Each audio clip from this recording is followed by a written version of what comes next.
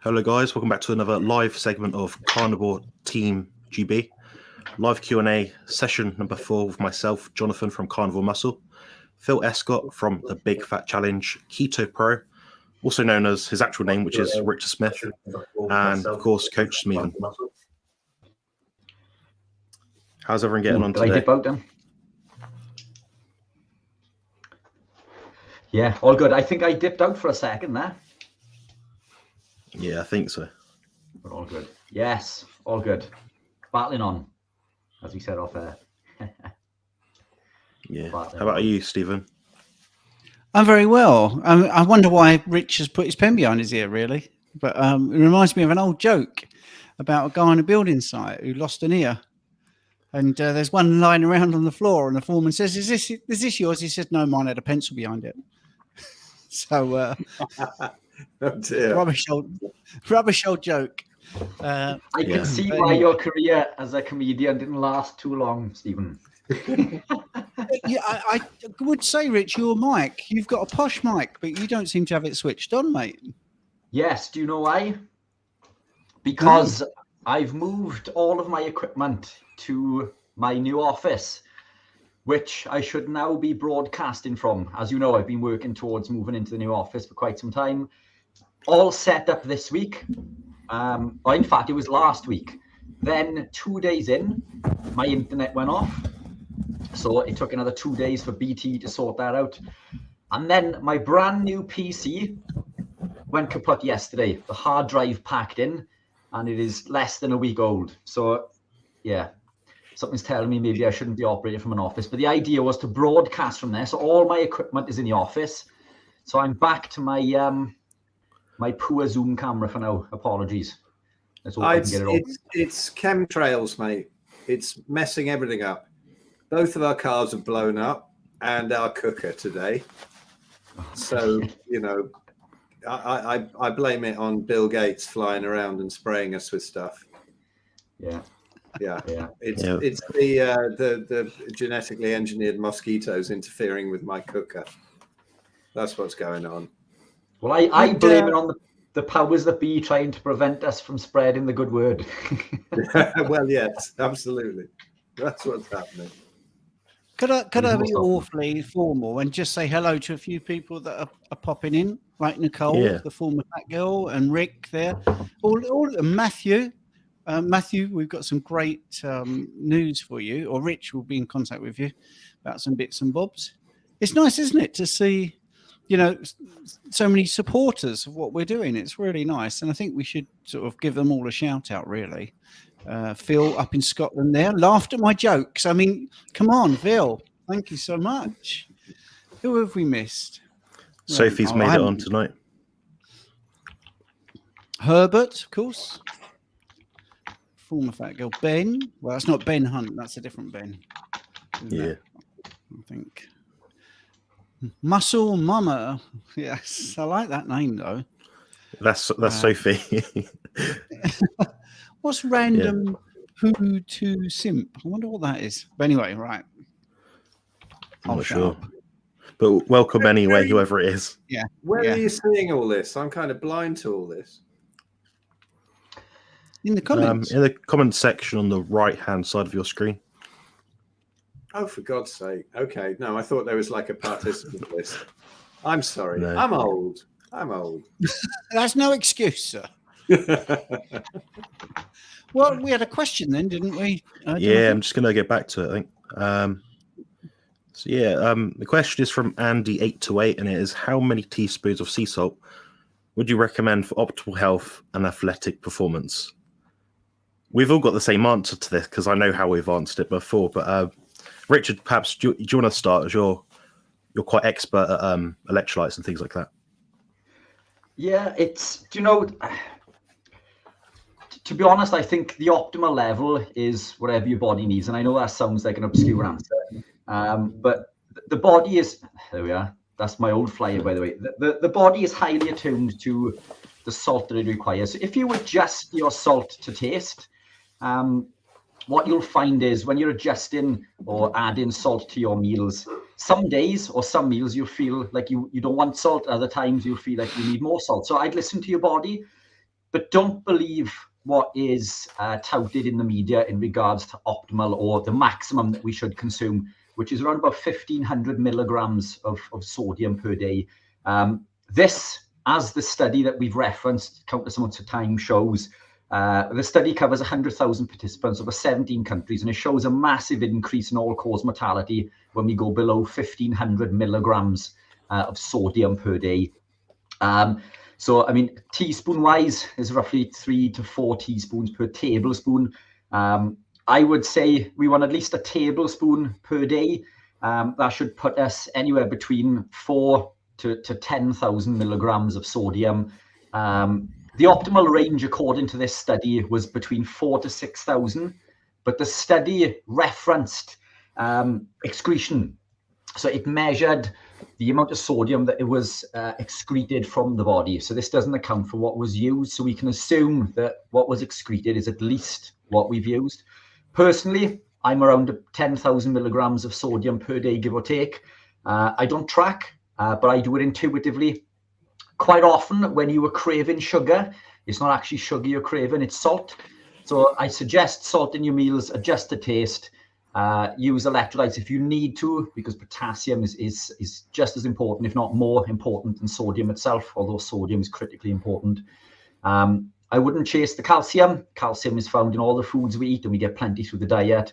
And if we look as nature intended, there's a ratio of roughly 4 potassium to 1 sodium, and then it comes down further to magnesium and calcium again, with calcium being the lowest amount found in nature, apart from things like milk and eggs, things that are designed to give life to something initially, where we need lots of healthy, strong bones. So bar this, past infancy, I'd say eat as nature intended. Salt your meals as you need to. As far as athletic performance goes, yes, we're going to need more.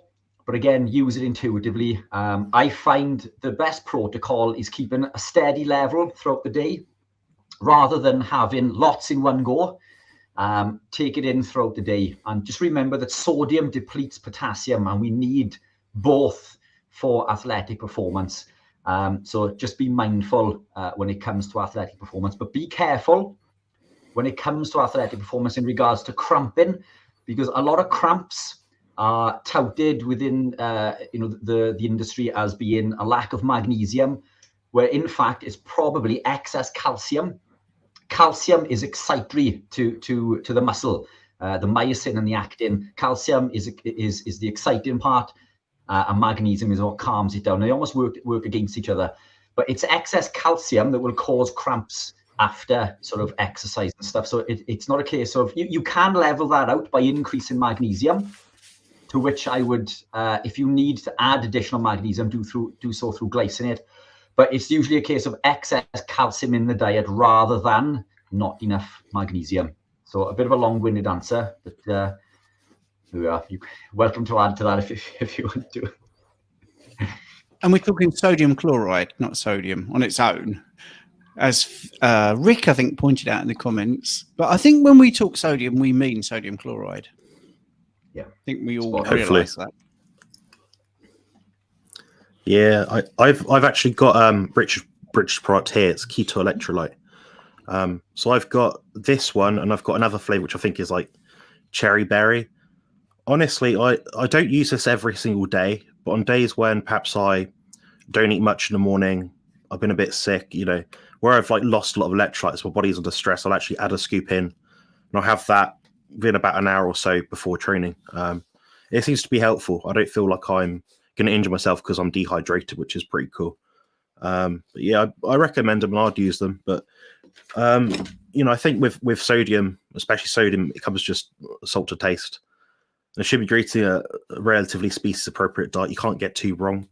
I think people that benefit most from like the daily electrolyte use, people that transition perhaps they've got leaky gut, they're not absorbing all the vitamins as well. So you have to, also minerals as well, so they perhaps have to take more. But that doesn't fix it, At the end of the day, you always want to heal your body from the inside out. And just anecdotes, I've been consuming on average over the last 4 years about 200 to 250 milligrams of magnesium per day. I still sleep at night. I still perform well in the gym. So it kind of tells you the body is adaptive. So like Rich said just now, you don't want to flood your body with 4 scoops of electrolytes, then go to the gym, then not eat any rest of the day.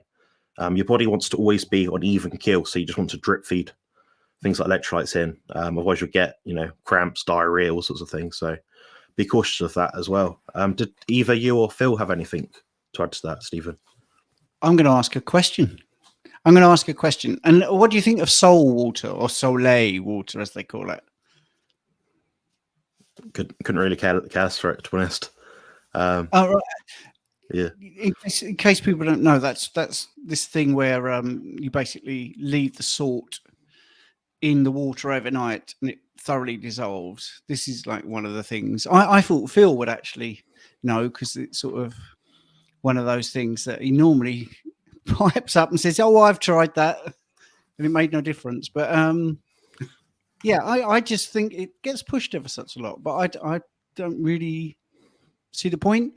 But with Rich's electrolytes, I know he's got his chocolate BHB there, but I actually just make a big big liter of it, and I leave it on the kitchen side. So that's doing that anyway. I don't drink it all, but maybe overnight I might take half of it, to the gym and around with me, and then the next morning I'll have it. Well, that's got to be pretty dissolved, unless Rich, as the designer of that electrolyte, thinks that's bad. But I can't see why that's particularly in vogue at the moment. I don't know. There's loads of stuff, isn't there, about electrolytes and out there. I love watching Cole Robinson on his channel. He's so funny. I mean, how can a man swear that much? It's amazing, and yet he still gets intelligent concepts over. But I don't know. I'm very simple with electrolytes. For my experience, really, it's mostly from my experience and from other people's that. I ended up being sort of blue lighted in and hospitalized with the most unbelievable arrhythmias back. It was like 2012 or something. And I'd gone keto and I hadn't figured out anything to do with electrolytes. And they took scans of the heart and all that. No, you're fine. And even your calcifications have disappeared when I went high fat, low carb. But I was getting this heart issue. They said, there's nothing wrong with your heart. It's just some electrical thing. All they ever test for in hospital is potassium. And so that was fine. And I figured out, took a bit of magnesium, calmed it down a bit. And then my son came in from climbing one day. And he said, have you not figured it out? He said, you just take salt shots in water. And I find them so much more effective than, a little pinch in your water or whatever and drink it through the day. But like a proper teaspoonful of salt in warm water and then swill it down if you've got any cramps, any palpitations, whatever. And it totally took it away. And I hadn't figured it out for about 2 years. And then I see it coming up on my carnivore group and other carnivore groups. People say, I've got cramps or I've got palpitations. I just leave it alone now because I know there's going to be 100 replies. Just take a load of salt. And it doesn't seem to work the same when you salt your food. So, I mean, Richard here and Stephen, they're much more knowledgeable than me, and Jonathan is as well, about the ins and outs of the physiology of electrolytes. But to me, it was very simple. Just if you have any sort of actual issue with it, then do those salt shots once every 20 minutes. It seems to calm it down if you've got cramps or palpitations, and that's it. Beyond that, the balance of them all, I think you get just from eating this tremendous diet, right? Most of all. But if you're in trouble, of course, go and buy Richard's amazing electrolytes, because there is no better product out there. So if you know that you're depleted in potassium or whatever, go get them. But yeah, it's I'm very simple on this kind of stuff. Drink a load of salt if you need it, if you're cramping up, and just keep on eating high fat carnivore diet, and these things tend to kind of sort themselves out. And I think we have our salt receptor. If it's too salty, we know. I mean, that's what it's there for. We literally go, wow, that's too much. That's too salty. And I think we need to get more in touch with the simplicity of things. I hope you're going to. There might be a question that you've not spotted, Jonathan, but there's one about what happens when Christmas comes up, and we need to talk about that, I think. Yeah. Because interesting. I literally just saw it. Yeah. There we go. Could Kiddie, are any of you going to let loose on Christmas Day, or do you remain strict? Me, honestly, I'm going to have probably roast beef, roast lamb, or roast turkey, or a combination of all three. I'm going to have a couple of roast potatoes, a small amount of carrots, and a small amount of like cauliflower cheese, probably. I'll probably pick the cheesiest part of the cauliflower cheese.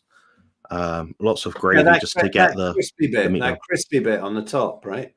That's the only bit worth eating, really. So really, I just prefer a plate of cheese, to be honest. Yeah. So I'm going to go a little bit off plan. Yeah. What about you guys? That's the cure for veganism. That crispy bit off the top. No, I'm just going to eat a load of beef and probably drink too much brandy, and that's it. That's Christmas Day for me. No plants. I won't have any of the side dishes or anything like that. I don't even like them, really. It's not a treat to me, so I won't bother. Yeah. Last year I was invited to my mother's house for Christmas dinner. I've cooked Christmas dinner since I can remember, because I love cooking, and I'm really good at it as well, by the way. But do you know what? I used to make these big extravagant meals full of all these veg platters and all these cool little things, and now I just cook steak. So my meals don't look as pretty as they used to. That's why I don't take many pictures anymore. But I went to my mother's house for Christmas dinner, and she offered to tailor the meal to my needs. And I said, Mom, look, if you go in to cook me Christmas dinner, just put whatever you want on the plate and I'll eat it. Because one, I've been living the lifestyle long enough. My gut is healed. I'm metabolically flexible. The damage that any of those phytoalexins, plant toxins, and lectins, all of these things are going to cause are going to be negligible. I'm past all of this craving nonsense, and any downstream effect of these nasties in there isn't going to bother me whatsoever. So I had some, but I shouldn't have. I was craving carbohydrate for about 2 or 3 months after this. I loved the Sunday dinner, or the Christmas dinner. It was absolutely incredible. I probably ate about 5 plates worth. So maybe that's where I went wrong. I maintained a ketogenic state, but it fueled all of my cravings. But the takeaway from this, I think, is if you want something, then eat it. Because the second you tell yourself that you cannot have something, you want it even more. And we've got to remember that we can eat whatever we want. Now, quite often, if I go out with friends, they will have something and they will say to me, "Oh, you can't eat this, can you?" To which my answer is always the same. Well, I can eat whatever I want. It's just today I'm choosing not to eat whatever it is that you're eating, that cake or chips or whatever. Tomorrow, I may decide I want to eat it. But when tomorrow comes, generally, I don't want to eat it again because I love the food that I eat. But we've got to understand that this is just as much of a mental game as anything else. And I think if we can be flexible enough that we can indulge a little bit over Christmas with our family, there are far worse things to be doing. I won't be eating any vegetables this year. It didn't work so well for me last year. So lesson learned for me. But what I have found within the community is that if you give yourself that little bit of breathing room and you allow yourself to have these little niceties, or whatever you want to call them, then psychologically it empowers you to make better choices. And think of it as a mental reset, because sometimes we crave these foods so intensely that we will break and just indulge. If there's any time of the year to indulge, it's going to be Christmas time. Give yourself the right to indulge if you want to. And if you decide you don't want to, then it doesn't matter. But don't beat yourself up if you decide to have some mashed potato or some roasties or some cauliflower or broccoli, whatever your poison is. Don't beat yourself up. I think we've all got to we all have to let our head down occasionally. But personally, it's just going to be meat all the way for me. I think that's a really good point. If you're going to indulge, absolutely enjoy it, have fun, don't worry about it. There was a couple of Christmases ago, after I'd been carnivore for many years already, and we had this massive, great rib roast from this organic farm, you know, and loads more fat around it. And we roasted it down. It was amazing. I thought, that's all I'm going to have. The kids and the missus, they wanted some roast potatoes and parsnips or whatever. None of that green crap, you know. So I roasted them. I sorted all them out. And I thought, do you know what? The one plant matter that I miss is buttery potatoes. They were so good. So I thought, just today, I'm going to absolutely stuff myself. I'm going to eat those potatoes. And back when I was really inflamed with rheumatoid arthritis, I would have like 2 fries and I couldn't walk the next day. So I thought, okay, I'm just going to try this. I'm just going to have a great big feast on these potatoes. And I thought, I won't walk tomorrow, but what the fuck, you know, I just sit in front of the TV. Anyway, I ate all of these and I absolutely pigged out. And I can't say that my stomach felt amazing. It didn't, but it wasn't that bad. Did a couple of farts. Hadn't seen them for a while. As you know, they tend to disappear. But no joint issues, nothing, because I think my gut had healed by then. So it didn't give me any problems. And there was no problem whatsoever. And that was it. I didn't have any for about like another year or something. And I tried a couple and whatever, and it just wasn't really worth it. But yeah, as long as you're healed up and you're healthy. I mean, you know, I don't think that we ever ate plants because we needed plants. We got them seasonally for the benefit of the plants to go and poo somewhere else and spread the seeds. And so they gave us nuts and berries that taste quite nice. And we ate that. So we're perfectly equipped to deal with those toxins. If you're healthy, you've always been healthy, and you've otherwise, eaten pretty well and whatever. If you do that, you're gonna deplete those toxins pretty quickly. Somebody put up here, you know, about Anthony not having any salt anymore, and you know, Anthony Chafee, that is, not having any salt anymore and blah blah. Again, the same thing kind of applies to that. That I think, you know, we didn't have little salt shakers. We didn't have that kind of thing. We roasted a load of meat and we ate it, and that was fine. And you've got to bear in mind that Anthony has never been really ill. He's never really, destroyed his body so much that he needs to bring it back from a state of horrible dysfunction. And so he's sort of got to a point where he doesn't need to eat salt and he eats meat. That's absolutely fine.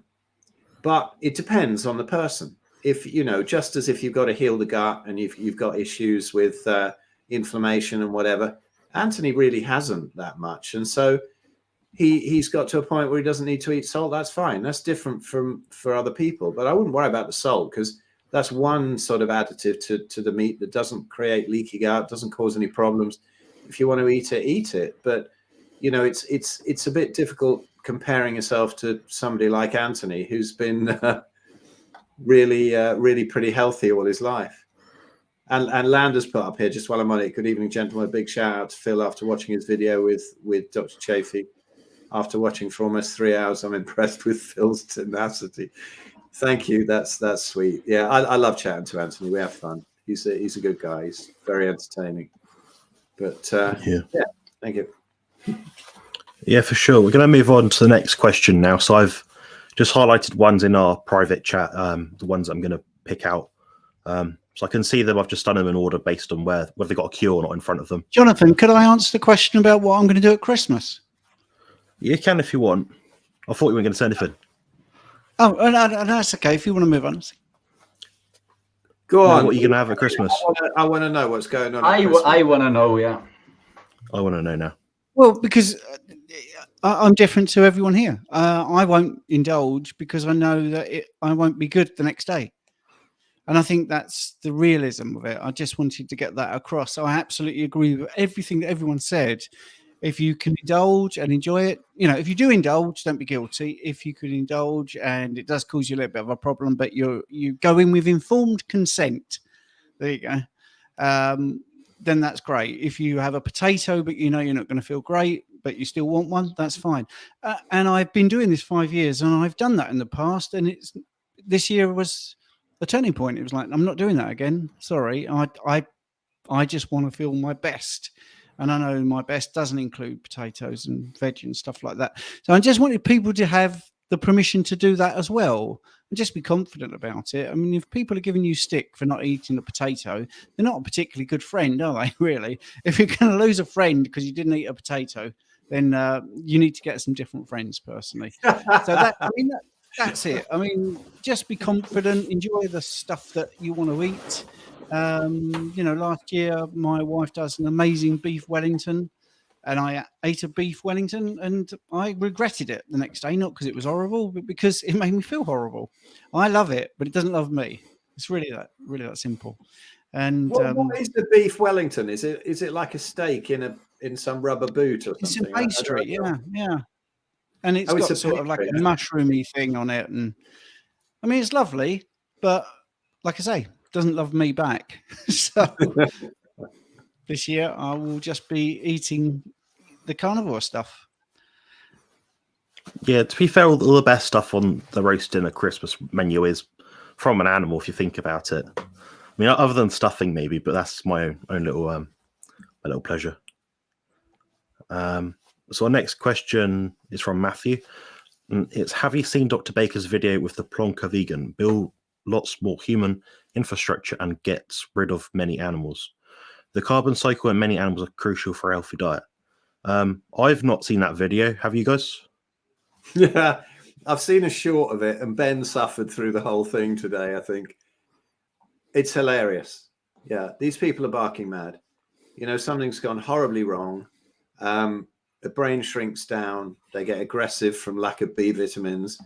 The whole thing's gone crazy. I mean, there was one video out there a while ago about vegans who wanted to actually put a fence up in the middle of the Serengeti and separate the vegetarian animals from the carnivorous ones until the carnivorous ones learn to eat plants.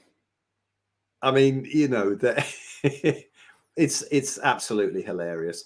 And there was something in that one that Sean put up, you know, about those vegans. They were on about how, you know, no, nature is wrong, and we need to put up sort of human infrastructure everywhere and go against nature because it's all wrong. And we need to actually even get off the planet because it's fucked. And I don't know, these people, they're absolutely barking mad. What do you reckon, Peter? Vegans, are they sane or are they barking mad? What do you think? I don't know what sane means. Sane means not mad. Okay, they're barking mad then. There we go. Peter's nailed it. Brilliant. Yeah, I think he's right, to be honest, in a lot of cases. Yeah, No, one vegan today said farting is healthy. Oh yeah, but not only that, but have you seen the video? I think Sean put it up again. Oh, no, it wasn't Sean. It wasn't Sean. I have to find it, but it's it's like a minute or something short of all the excerpts of Vegan Gains farting and burping during his videos. You know how they had Gregor, you know, they put that one of Gregor going and what's his name, the other vegan doc. But put it together with Vegan Gains just farting, and even his missus complaining about the smell. I mean, how he even puts that stuff out, I don't know. Maybe they're doing our job for us, eh? I don't know. I keep telling you that. About what? I keep saying like vegan podcast and then do that. I see. Go on. Sorry. All right. Well, I'm guessing you guys, Richard and Stephen, haven't watched that yet, have you? Yeah, I saw the short. Yeah, these two guys are absolutely bonking mad. Yeah, it's they want to rid the world of animals, and they're vegans. So it baffles me. But as Phil said, it's when you don't eat meat, it affects the catecholamines. It affects our ability to create neurotransmitters, and then we don't think properly, and then we get depressed and angry. And interestingly, vegans suffer a much higher rate of depression, anxiety, and even suicide than the meat eaters. So I think, that says it all. Yeah. Even before they get aggressive, they get really emotional. And somebody said that there was some vegan cafe or something that and he used to see them. I forget where it was now, but they all would go in there for their sort of vegan donuts in the morning, and there was a big queue of them most mornings. And he said that when he went along to check it out, there was at least 3 or 4 of them at any given time in the queue crying about something. You know, it's obviously some serious mental instability. I mean, it is funny in a way, but you know, I always get accused of vegan bashing, but I really don't, because I think, you know, I find, and probably a lot of us do, you know, a lot of our clients are very sick vegans or ex-vegans trying to get out of it. And so we're not bashing them. There's some comedy aspects to it, but, you know, but I will absolutely be happy to bash Gregor and Esselstyn and all the people who are pushing it, because these people are absolute criminals. Did you also see the one where Gregor was challenged of why are so many people healing on a carnivore diet? And he just ummed and ahed and stuttered, and then said, well, it's just the placebo effect. Yeah, placebo. An excuse to go with our bad habit. I mean, honestly, they are doing our job for us. They really are. Seriously. No, they couldn't say it was a habit. I mean, I don't eat a steak or some eggs or some cheese and think, oh, I've got to keep doing this. It's more just like, that's what I tend to feel best eating. Whereas when you eat, you know, Snickers bar, you feel pretty good initially eating, but afterwards you feel like crap. So that becomes the habit, getting that constant dopamine hit, you know. I don't know. You guys ready for the next question? Oh yeah. It's not much of a dopamine hit in a spinach smoothie, though, I tell you. No, it's a net negative in terms of all positive hormonal responses, I think. Rick said, how could anyone actually want to eat veggies or duck food instead of a steak? I honestly don't know. I don't know. Well, spinach tastes like poison to me, and often you can actually smell and taste the chemicals on it. When I walk down, I know I've had this conversation with Rick before, so when I walk down the supermarket and I smell like the fruit and veg aisle, it smells chemical now, like toxic. It doesn't smell right. Whereas when I walk down their meat aisle, I just smell like nothing, just like a cold nose, basically. So you can probably smell the... God, why would anybody want to eat that? It's for the animals, Jonathan. It's for the animals. They're our friends, not our food. Yeah, go on, Stephen. Well, if you're in a supermarket with supermarket fruit, you're probably smelling Bill Gates and Melinda Gates Foundation appeal, APWEL, which is a thing that's sprayed on fruit and you cannot remove it. So you are definitely going to eat chemicals, courtesy of Bill Gates, you know, and so your natural fruit and veg is not natural at all. Well, it's just because he's so kindly coated it in that stuff to keep it fresh for everybody, you know, so that everybody can get their plant toxin intake without it going bad. He's a lovely man, is he not? Yeah. All right. Next question's from my partner, Sophie. What's your favorite meal, your go-to meal? Well, Sophie knows for me, it's a slow-cooked beef brisket with a mixture of cheeses on it, just sprinkled over it like grated or something. And that's probably my favorite thing I go to eat. If not, then it's salmon with heaps of butter on it and a bit of salt. What about you guys? What do you like at the moment? Maybe Phil or Richard or Stephen, or any of you. Here, I'll go. I think we need to get some sort of system in moving across the screen, don't we? We'll go clockwise, I think, next time. Here we are. So John goes, then Phil, then I'll go, then Steve, is it? How's that work? Or, yeah. We'll work it out. For me, it's chuck steak. I love chuck. Also called casserole steak. It's half the price of rump, generally. Incredibly fatty. Most people slow cook it.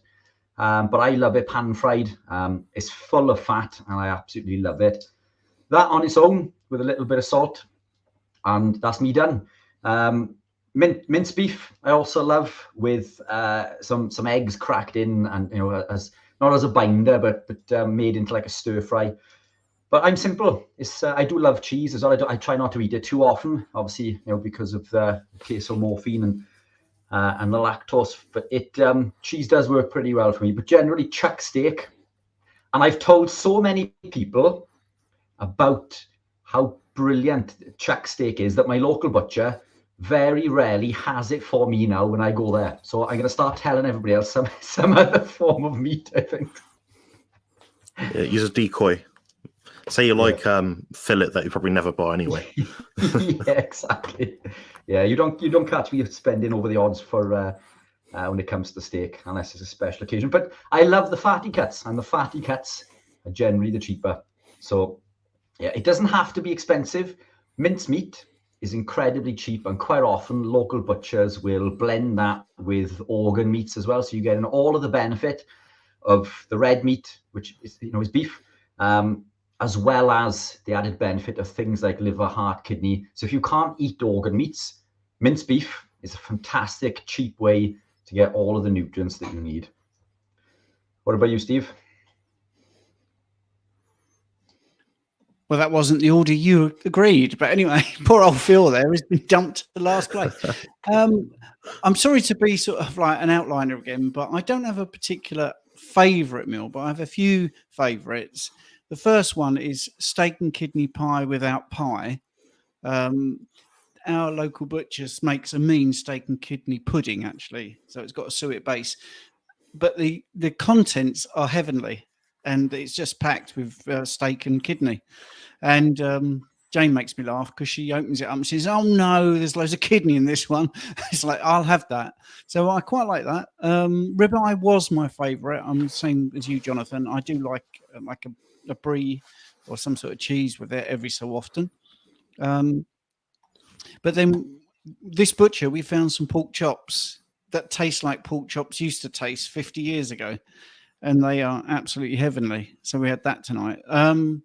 So no particular favourite, but my favourite thing about carnivore is the variety. So, I can have scallops, I like fish. I think every meal is wonderful. That's the thing. Sorry to be a bit of a sort of stick in the mud about this, but it's just every meal I think is delicious. I really do. Bacon and eggs, I think it's fantastic. Every single morning, I think I can't wait to eat. Not because I'm craving it. When I get hungry, I'm going to love it. And I don't think I can look back at the 50 years before all this, me thinking like that about much, really. Maybe when I was doing my bodybuilding, I used to do a chocolate porridge thing, which was okay. But you see, look, there's no passion there. It was okay. But if someone said to me, right, we're going to, well, like tonight, Jane said, but I've got some pork chops from Cooper's. It's like, yep, right. Excellent. I'm looking forward to that. I can't wait to eat that. So don't have a favourite meal as such. I just have a favourite type of eating, which is carnivore. Yeah. That's pretty cool. I mean, I think a lot of the time we sort of gravitate towards a certain food, then accompany with something else. Like nowadays, I don't eat chicken much at all. If I do, it's just merely out of convenience or laziness because I can cook it and freeze it and heat it up. So yeah, I'm going to go. Yeah, for me, it's just just my favourites. Like Richard, it's the fattiest things.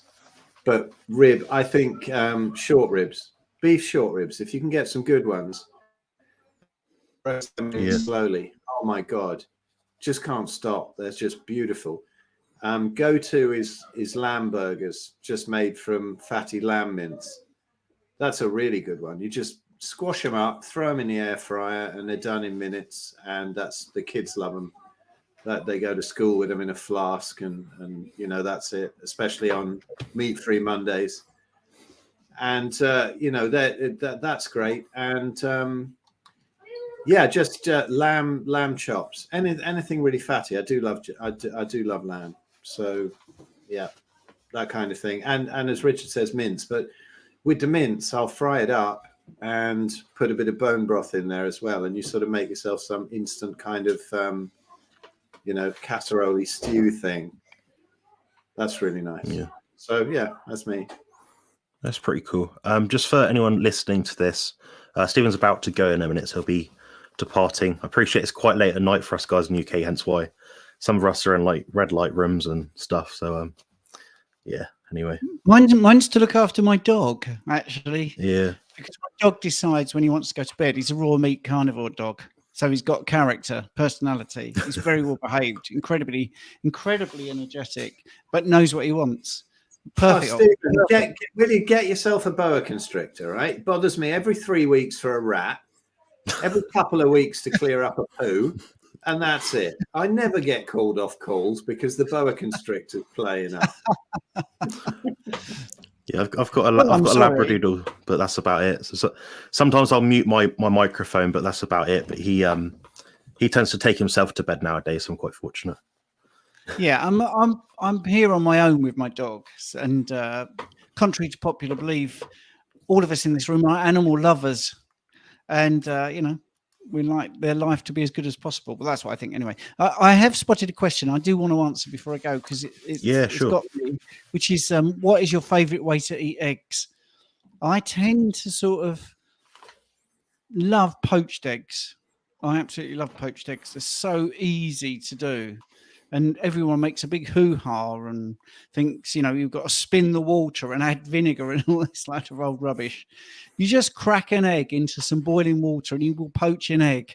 You don't have to spin the water. You don't have to add anything into the water if you don't want to. But I'm going to really annoy everyone without any definite answers here. But if you have a very buttery scrambled eggs, that is amazing. And I am not adverse to a raw egg yolk in like a little ramekin when I'm having some steak and just dipping the steak into the raw yolk, like a sort of mayonnaise, basically. So, and I am streaming this to my channel. So I'll say to my viewers, thanks very much for tuning. And I will see everyone next Tuesday on the Team GB one. Bye. Bye, fellas. Thanks for joining. See you soon. See you later. Watch our views plummet now to like 10 people. We'll see. But yeah, that's quite interesting. We got another question actually from Mike, and it is probably a good question for Rich to answer again. So a lot of questions today about electrolytes, and it is, if a natural ratio of sodium potassium is 1:4, why are the commercial supplements having more sodium, roughly ×5 that of potassium? Because they're rubbish. There we go. We've only got to look at, in fact, can I share screen? Yeah, go really ahead. Quickly? There should be a button to it. Yeah. I've got something. Is this the one? Yeah, let me share this. This isn't the one that was the best one to share, but it does show. So, I mean, this is the mineral profile in two different types of beef. And if we look at the sodium content compared to the potassium, and then look at the calcium and down to the magnesium, we can see that as nature intended, that ratio is pretty close to 4:1. Was that big enough for you to see? And yeah, I'm a mile from my computer. That's why you have to see me sort of looking at the questions sometimes. So this is another one. I'm going to see if I can zoom in on this. So bear with me 2 seconds, because there we are. So this looks at liver, heart, kidney, tongue, brain. So a number of different sources. Yes, it's all organ meats, but they're from a few different sources, i.e. beef and lamb, etc. But again, those ratios are pretty much the same. Now, if I come out of that and look at this, so this is one more, which I've correlated to a few different sources. So if I put that one up, is that sharing there? Will do. There we go. There we are. So this, I've compared ground beef, lamb liver into an Excel spreadsheet, for example, and most animal proteins in nature. And this is really basic. I put this together quickly for that debate with Sally K. Norton on using potassium citrate instead of calcium as an option. But just to look how nature intended. So we can see that the ratio, there's a lot more potassium in these foods than there is sodium. Again, magnesium is considerably higher than calcium. And the only time this changes is when we go into things like eggs and milk. So these electrolyte companies that are looking at this potassium sodium ratio, they preference sodium, and I'm not against sodium. Sodium is particularly important for when we begin a low carb journey, because this drop in insulin is signaling the kidneys to release lots of sodium from the body, from 4 points in the nephrons in the kidneys. So we need to replace sodium. But the problem with this is extra sodium, when we replace it, further depletes potassium. So these other electrolytes on the market, their profile is completely out of whack. We need considerably more potassium. Now, what I've done with mine, I've put a ratio of roughly 1:1. And the reason for this is that we need X amount of sodium to overcome things like the keto flu, but we don't want to bombard it with extra potassium initially, because it's going to be counterintuitive for combating that keto flu. But as we eat more towards carnivore or animal-based, we'll be replenishing that ratio as we're eating more beef. So it's, yeah, as much as I hate to say it, these other electrolytes on the company on the market are they're rubbish. For a start, they contain too much calcium.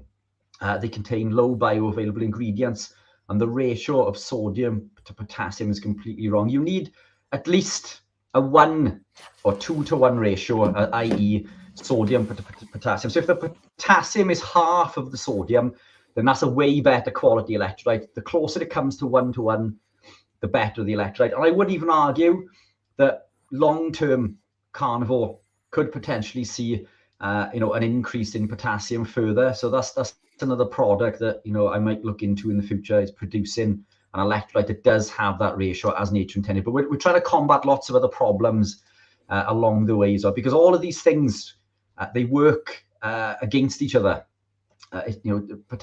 Magnesium and calcium and sodium and potassium.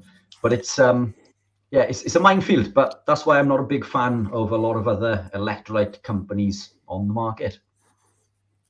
Yeah, we've got a kind of follow-on question to that, and it's basically Cami said, but you recommended a tablespoon of salt in the beginning. That's a lot of sodium, so instead of adding all that separately, it would be okay to get it from a electrolyte supplement, right? I don't think any of us recommended a tablespoon of salt. So the tablespoon equates to roughly 4 teaspoons, which is somewhere between, depending on the tablespoon and whether it's heaped, somewhere between 4,000 to 6,000. So it's about 15 milligrams, I believe, isn't it, off the top of my head? And that's an awful lot of salt, but that's typically what we need to be in this optimal range. Looking at that study when we look at excretion. But supplementation, some people don't like salt. So supplementing is fine, but we need salt. Sodium is particularly important, especially when we're beginning that low carb journey. And coming back to a question that somebody else put in, or statement in regards to Chafee not using salt. Chafee eats a lot of meat, so he's getting a lot of electrolytes from the food that he eats. And as Phil said, that he's coming from a background that he hasn't been damaged, as much as the rest of us. But what you do find is the longer that you live a carnivore lifestyle, the more the body seems to upregulate specific pathways and enzymes in the body, and we can utilize these things a lot better in the same way that we do with insulin and testosterone. All of these things, a requirement for them comes down because the body becomes more efficient. And we do see it is common within the carnivore community that our reliance on exogenous electrolytes becomes less and less. But we've also got to remember that the food that we eat today isn't the food that it once was. The electrolyte mineral profile in meats going back 10, 20,000 years ago was considerably higher. And the intake of potassium alone during the Stone Age period was around 16,500 milligrams. And the average person doesn't get anywhere near that. These days, the quality of the meat has been deteriorated drastically. The ground that this cattle is consuming, the grass, the soil has been treated with toxic chemicals, which has made it devoid of these nutrients. The whole system has been damaged, and we don't eat the way, and we don't live the way that we used to. We would have killed an animal and eaten everything within that animal. We would have crushed the bones. We'd have eaten the bone marrow. We would have eaten the stringy bits and the knuckles. Like I eat the knuckle. When I eat chicken, I eat the knuckles on the chicken because it's full of collagen, it's full of electrolytes. I eat all the stringy bits. If you go to the butcher or a restaurant, they tend to cut all these things away. That's where all the collagen is.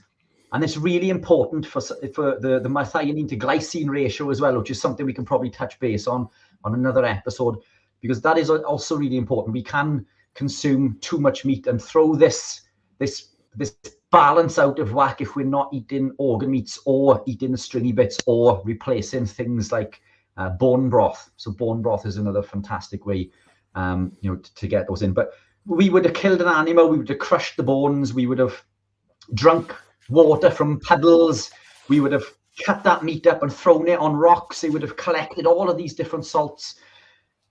What we eat today is not the same quality as it was tens of thousands of years ago, unfortunately, but we're all different, so our requirement for every person is going to be different. Yeah, that's interesting. Phil, do you have any take on that at all? No, to be honest, I love Richard's scientific outbursts because I learn a lot from them. I just go with how I feel, and it's great to see these things, explained as exactly what's going on. Well done, mate. Loved it. Yeah, I think you don't really want to be deficient in anything. And when that point does happen, if it does happen, you'll know about it. And by that point, you would have acted upon it and done something to correct it. Usually it means eating a bit more meat than just, I don't know, cheese, which is like super low in potassium. You'd have added a bit of salt to your food. Depends on epigenetics as well. I know a guy, I think a Dutch chap, he's eating like 15, 20 grams of salt a day. I used to do that when I was bodybuilding, and I was eating a load of food and trying to gain loads of weight. That was on a mixed macronutrient diet. So my gut permeability was probably really high. Probably didn't absorb the minerals very well. So I can understand why the body's adaptive. Like now, I consume about 5 grams of sodium per day, about 2 to 2.5 grams of potassium per day, about 250 milligrams of magnesium per day. I seem to be fine with that. I don't have deficiencies. I train, and I've been doing it for a long time now, so it kind of tells me my body has sorted itself out. I just think initially when people transition to the carnivore diet or a keto diet, they might need it or find it even more useful. It steadies the transition. The body is adaptive. Body has different salvage pathways, different ways to recollect any minerals that have been thrown out of the system quite quickly.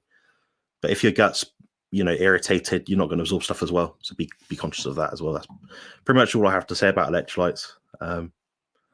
Nothing too magical. Look at the next question here. It's on, I think this one. I now barely use any salt. Jonathan, just before you go to the next question, because I've just spotted this, I've got to say, because it's so cool. The Carnivore Cure says I went from £715 to 490 on Carnivore in 7 months. How did I miss that? Got all my mess. I don't know what that means, and my doctor said he was worried about my diet. I mean, isn't this amazing? This happens all the time. Just fantastic to highlight that, and well done, brilliant. Yeah, good effort there, Carnivore Cure. My transformation isn't that dramatic. I've probably not done much at all with my body in the last few years, but I'd say maintaining my physique is a lot easier now. I don't try to maintain a 5% body fat year round. I hover about around 12 to 15% body fat, and I feel good there. And that's my default setting right now. So, I would like to do a transformation at some point, but it just wouldn't be that impressive. People look at it. It's like, I think it's more impressive to see someone go from 715 pounds to 490, for example, than for me to get in contest shape and drop 20 pounds. It doesn't really, say much. I know what you mean. I've got to, in public, say, listen, Richard, I've got to get you on the podcast soon because I've got to go through your journey. I've really got to hear about that. I showed Peter, who popped up earlier, my son. I showed him your profile pic on Facebook, and he just looked at it and he went, "That's not real." What's that? Amazing. Well done. Thank you. Yeah. It's been a journey, but my body fat percentage is still single figures, but obviously I've come away from the bodybuilding, and I'm probably about what was it I worked at today? Maybe 30k. No, sorry, 30 pounds. So it's just over 2 stone lighter now than I was at this time with a similar body fat percentage when I was competing. So I'm a lot smaller, but I've gone into running and riding. So goals change, but the abs are still there. I'm still really veiny, but just lacking the bulk that Jonathan's got now, unfortunately, and I do miss it. I'd say it's probably just a steroid deficiency, isn't it, Rich? Testosterone. That's what was it? Tren, Winstrol deficiency. All those compounds. Well, the thing is, that's what I had through my entire sort of competing, career, if you like. And this was the reason I decided to come away from competing, because to move to the next level, to compete with these guys. So I competed in men's physique. The physique guys were getting incredibly big, like absolutely huge. And I would have needed to have gained probably 10k of quality lean mass, which at that point in my life probably would have taken 5 years to gain naturally. So I had to make a decision whether to go down that path and supplement, with anabolics, or to come away from competing. And to that, I'm not against supplementing, by the way. I work with athletes who do use, and would openly admit it. I think that whole industry has been tainted, and I believe it's more to do with excess carbohydrate consumption in regards to the increased death rate, but probably a conversation for another day. But I came back to why I began my journey, and it was health. So I'm thinking I didn't want to go down this path of injecting, all these substances, just to achieve something that, yes, would have been a next step, but I achieved everything that I wanted to achieve. So now I've gone on to the next phase in my on my journey, if you like, and that is a complete 180. I've gone into running and cycling with the goal of doing Ironman eventually, but I've been competing recently in duathlons. Until this year, I'd barely done any running since I was in school. I'd never ridden a bike, a proper road bike. And I was useless. I could barely run 1.5k. In fact, I could not run 1.5k when I started less than a year ago. And my first 5k took me 42 minutes. Now it's down into 18 minutes, which for any of those that run is, it doesn't set the world alight. But sub 20 on a 5k for anybody that's been running less than a year is pretty good. But it's the lifestyle that's allowed me to transition into doing that seamlessly. But new targets, new goals. But again, it's all about health, isn't it? I think that's what we need to keep in mind. It's we put these physiques in our image as well, and sometimes that picture that you referenced, I love the picture. I love it. I put it on everything. I'm really proud of it. But I was not healthy. That was taken 2 weeks after winning the European Championship. I was 3% body fat in that picture. So by guesstimation alone, because I didn't test on comp day, I guess I was around 2%. That's not healthy. It looks awesome, but it's not healthy. I'm healthy now. I'm not as ripped as that, but I'm way healthier. So I think that's also really important. When we're chasing these specific physiques, we got to remember that some of us are not genetically predispositioned to be ripped and shredded and sub 5% body fat. It's not healthy. So the body will find its level. It'll find its natural level of homeostasis. And for me at the moment, that's probably sitting between 8 to 10%. A little bit fluffier than I'd like, but but I'm fit and healthy, I think. Yeah, I wish I'd known how to eat like this. Back in the late 90s when I ran my own gym, I knew how to train and I got big, but I could never get ripped. However much exercise I did, and I'd go and ride a mountain bike for an hour every morning, and I'd do all of this stuff. I'd train loads in the gym while I was there and running it at quiet times.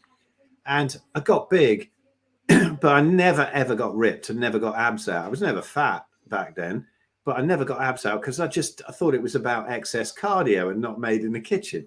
And then by the time I did figure it out, I've been so sick and been vegan, I ended up ripped at 9 stone instead of like 15 stone, which I should have been back then.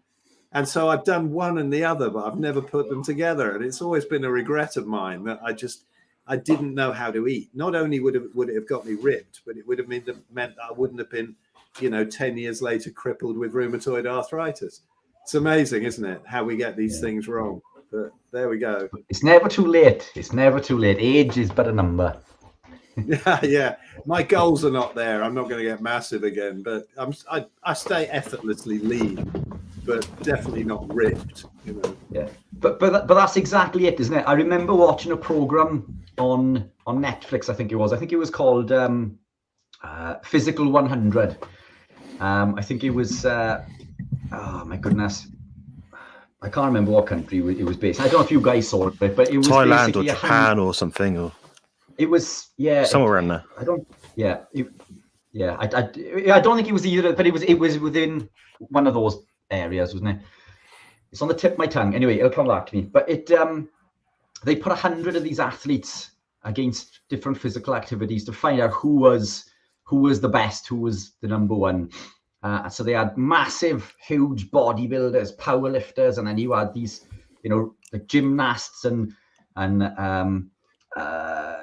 but yeah, what am I thinking of? Any activity that's all of these pro athletes and TV celebrities, cage fighters, all sorts. But the guy that won it was an average-looking guy who was lean. He had abs, but he wasn't overly big. But his abs were like almost just washed out. So he wasn't ripped and shredded, but he had abs. But you probably class him as being, from a bodybuilder perspective, a little bit fluffy. But he wouldn't stand out in a crowd. With a t-shirt on, he just looked like a normal guy. And that, for me, made me realize that it's, you can be one extreme or the other. You can be this huge bodybuilder. You can be an elite marathon runner. And depending on your goal, the extremity is one end or the other. But the whole point of this show was to find who was generally the fittest guy. And it was a guy with a normal physique who was lean, not ripped, not shredded, but not over muscular, and a little bit fluffy. And that's sort of where I feel that I am now. I'm optimal. I'm not huge. I'm not ripped. I'm not shredded. You can, on the right sort of angle, you can still see the outline of abs, especially in the light. But I'm not ripped. I'm not shredded. But I feel the fittest and healthiest that I've ever been. So I think you're right. That's important. It's I've never been fitter and healthier. Well, just ancestrally, I mean, do you ever see any of the guys in these tribes over muscled and completely ripped? Exactly. Yeah. Yeah. It's great. It's a lot better to be like that than be looking like Mr. Creosote off Monty Python, right? But I mean, Jonathan admits that it's not, putting on that much muscle is perhaps not optimal, and he does a lot of other things to sort of mitigate that and stay healthy. But if you want to do it, that's great, and it looks great and it's very impressive and all that. But is it optimal? Well, not for me now. No, absolutely not. No, I made a video a while ago. It's something like anti-aging hack or something. I don't know, but one of the hacks was just to do the activity you need to do each day. So get good at, say you have to walk to work for half an hour, or get good at walking to work for half an hour, make your body efficient. You don't need to sprint for half an hour. It's a different activity. So what I kind of promote is like a health-focused way of developing your physique. And if you consult with Richard or myself, we both say the same thing pretty much. There's obviously Maslow's hierarchy of needs. And if you're neglecting your health just to look a bit better for a photo, which you might put on Instagram or something, it's like, really?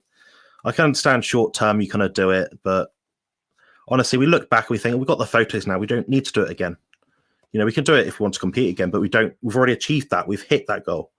Once we've got a photo, a trophy, a certificate, whatever, there's no need to go back to that point. It's just a temporary thing. Yeah. It is. It's goal dependent, isn't it? And I think it depends on what you want to achieve. But I genuinely believe that living our lifestyle is the key to optimal performance irrespective of what your activity is, whether it be running, sprinting, whether it's a marathon, whether it's Ironman, whether it's strength or power, building muscle, powerlifting. Because of the lack of anti-nutrients that we consume, our bodies heal and repair quicker, and we consume carbohydrates does not build muscle. We've proven this time and time again.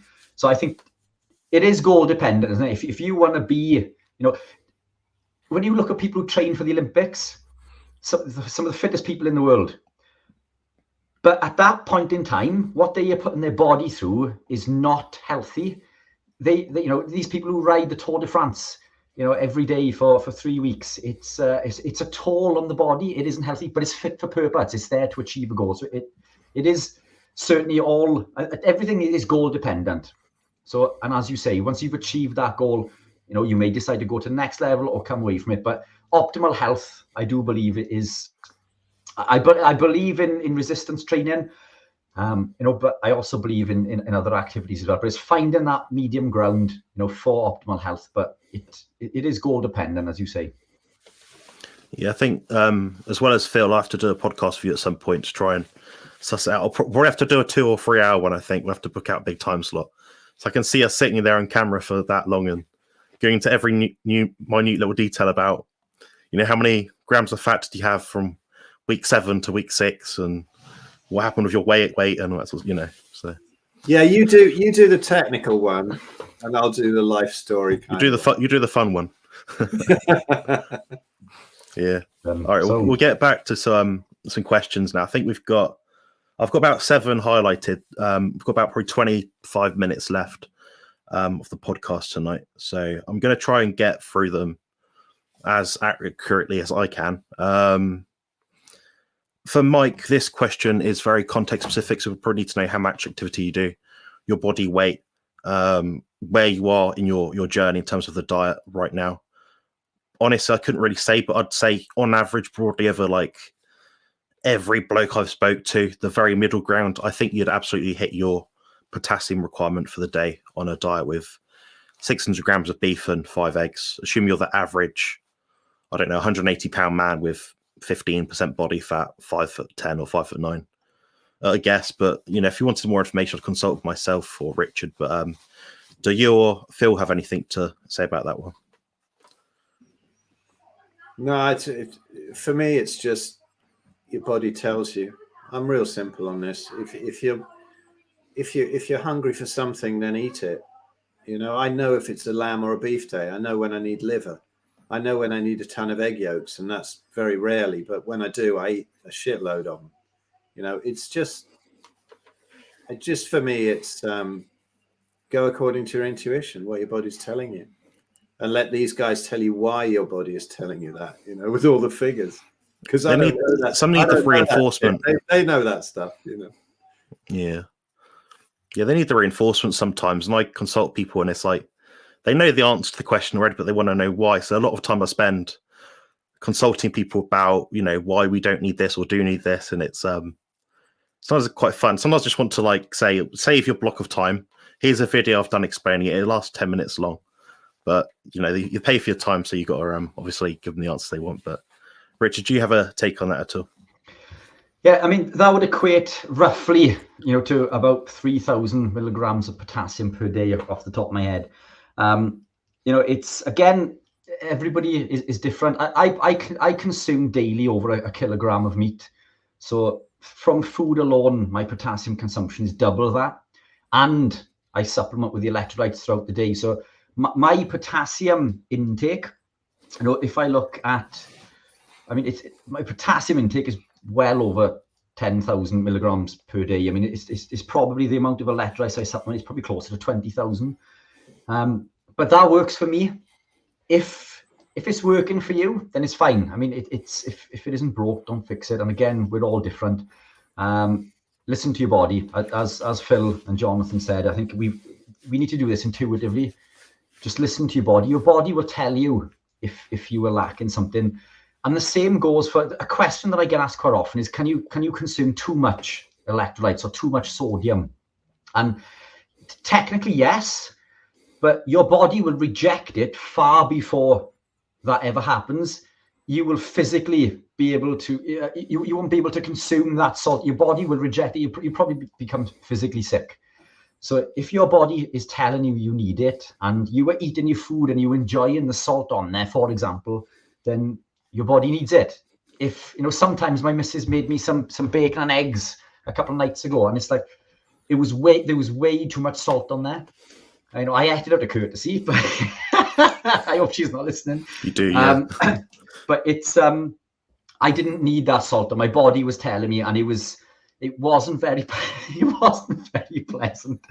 Whereas the night before, I wanted it, and I ate all the salt, and it's what I needed. But your body will tell you if you eat that food, or you've got to drink that electrolyte and it feels overpowering, your body doesn't want it, and it will reject it far before. So just listen to your body, eat intuitively. Yeah, absolutely. I don't think we can reinvent the wheel there. We're going to not be able to sell consults anymore because we've not complicated it enough. We've got a question from Landers, which is, I have a bit of trivia for the Carnivore Keto panel. The question is there recommended elapsed time to eat a post-workout meal? I'm interested in what you guys think. I've made heaps of videos on this on my channel already. I get asked this, I'd say every other week on my Monday Night Live, but if you guys want to chime in, maybe Phil first or Richard. Yeah, I'll just do a quick one on this. I think this one's really interesting. I think it's when you want to eat it, because I've noticed something. I don't know if you have, but if I get quite hungry, and I've got this sort of, I love the saying that hunger means hunt and not eat. And so, leave it a little while till you're really hungry. And then obviously as the Ayurvedic doctors would say, your agni is at the highest, the digestive sort of potential is there. The more hungry you are, the better you're going to digest and absorb food. But I can be quite hungry in the morning. And I think, you know what, I'll tell you, I like training fasted. I don't do that much training, but just some body weight stuff at the moment. And I think, right, I'll go and do that and then I'll eat, because I don't want to eat and then do that. And the training knocks the hunger off. It totally knocks it off until I've got to wait like about an hour before it comes back again. I think, yeah, I've got to get on with the day. I'll train, I'll eat, and then I'll get on with everything. And I train and I go, not bothered. And I have to go do some work, sit down at the drums, practice a bit or whatever. And then I start to get hungry again. I don't know what's going on there. Has anybody got a technical explanation for that? Because I just go with how I feel. I've got a theory. What do you think, Richard? What, in regards to not feeling hungry after training? Yeah. So it's I think it's an mTOR reaction, because training will increase mTOR. So there's a number of ways that we can activate mTOR in order to build and heal and repair the body. Training is one of them. Carbohydrates can activate mTOR through IGF-1, but protein will activate it directly. But I'm not a big fan of eating pre-workout. It doesn't work well for me. I'm with Phil. I prefer to train fasted, no matter what exercise or activity I'm doing. On the activities I'm doing now in regards to running and cycling, I'll probably fast for at least 16 hours, maybe sometimes even 24. Now, the flip side to this is nutrients are incredibly important to heal and repair the body. But it's this mTOR reset. It's just this reaction of mTOR, and when it resets, and then we can elicit this reaction again that I always come back to. And I think if you train and you're eliciting this mTOR reaction, to me, it feels counterintuitive to eat within that window, because mTOR will activate for about 3.5 to 4 hours. That means if you eat within that window, you're not eliciting any further mTOR reaction. Whereas if you consume around 50 grams of protein or 3 grams of leucine 3.5 to 4 hours after, then you elicit another mTOR reaction. So you're stimulating more growth. So I'm in the camp of eating. I think as long as you eat within, a set period and you've got nutrients in your body's going to heal and repair. But is it optimal? I think 3.5 to 4 hours after training, eating is optimal. That's going to activate mTOR again, and 3.5 to 4 hours after that, and again and again. And I think if we use this protocol, you can activate mTOR 4 times within a day while fasting. So if you're still coming from the fasting camp, then we're still benefiting from being in a fasted state. So it's this balance of AMPK and mTOR activation. But for me, I'm not a fan of eating. If I'm hungry, then I will eat. Again, it's eating intuitively, but it's whether it's optimal. If I'm actively trying to gain muscle, I've just activated mTOR with training. I'm going to wait 3.5 to 4 hours before I eat to elicit this reaction again. Otherwise, it means that meal technically has been wasted. You know, it's, oh, I've got to eat more, or I've lost one mTOR activation. So I guess it depends on what your goals are, and context again is really important. But I'm not a believer in this anabolic window. I don't think that we've got a set period of time after training to get the food in, and I think that's been pretty disproven, isn't it? You know, copious amounts of times. I don't know what your thoughts are, John, but it's yeah, I mean, that's my take. I think I'm a big believer in training fasted and eating 3.5 to 4 hours after a workout. Yeah, I think on the carnivore way of eating, I can see why a lot of people do train fasted, just because your hormones are more adjusted the right way. You know, you're not getting all the blood sugar drops from having carbs every 2-3 hours or whatever. So, you know, you're able to train, you've got that release of energy, which is a lot more stable. For me, I prefer to train with a small meal, but that's just my anecdotal experience. It's more so that if I'm at Sophie's, I'll eat at about 7:15 in the morning, something like that. At my place, it'll be about 8 or 9 o'clock. Typically, I train about 3 to 4 times per week, and it'll be a session. Assuming I'm at Sophie's, it'll be about 8:15, 8 o'clock. I'll actually train, so about an hour. So the meal has to be by default small, otherwise I'll feel sick. I've tried training without food in me, but I noticed that I tend to feel just a bit flat and depleted. Now, saying that, I've done it both ways for extended periods of time. So I did used to do intermittent fasting, the whole carb backloading thing. So I typically fast until I do like a 16-8 protocol. So I train in the morning, then wouldn't eat until about maybe a couple of hours after, then cut it off earlier in the evening. But yeah, I think the anabolic window doesn't exist in the sense that we think it does. I think the most important thing is getting the protein and other nutrients overall throughout the day. I'd say that's going to be the biggest lever in terms of like building muscle, as opposed to trying to get the right frequency in.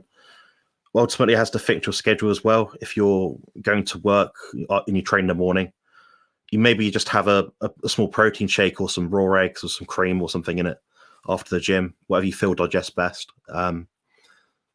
There's nothing really to say add on to what Richard said, I don't think. The main thing is just getting the food overall throughout the day, and eating when you're actively hungry. And Phil mentioned a good point as well. You know, if your body anticipates food, it smells good, the enzymatic juices, you know, pop up, and you're like, oh, let's go.